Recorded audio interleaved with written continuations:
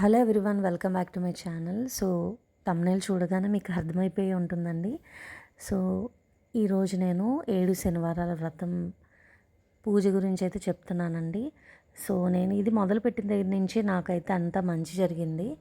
So నేను ఇక్కడ రెండో వారం చేసిన తర్వాత నాకైతే అసలు నేను చెప్పలేను ఇంకా. మీరు చూడండి ఒకసారి వీడియోలో. పటం వెనకాలైతే స్వామి గోడ మీద గరుడ వాహనంలో ఆయన కనిపించే సాక్షాత్కరించారు. ఏడుకొండలవాడు స్వయంగా వచ్చి నన్ను ఆశీర్వదించినంత పులకింత కలిగింది నాకైతే.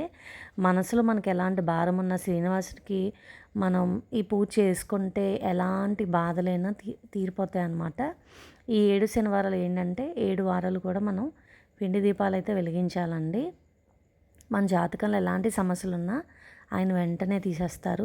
సో చాలామంది అనుకుంటారు ఏంటి నాకు ఇలా రాలా అలా, అదేమీ కాదండి.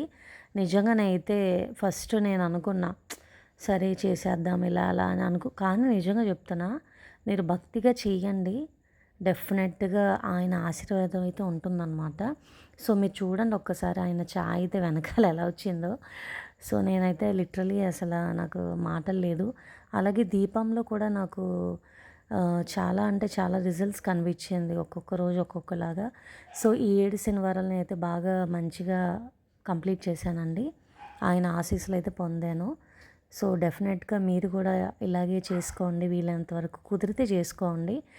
ఈ వీడియో మీకు నచ్చినట్టయితే ప్లీజ్ ఓం నమో వెంకటేశాయ అని టైప్ చేయండి. Please to subscribe my channel. So నేనైతే ఒకటే అనుకున్నా, స్వామి నాకు మంచిగా దర్శనం ఇచ్చే, ఇంతకన్నా ఏం కావాలి చెప్పండి.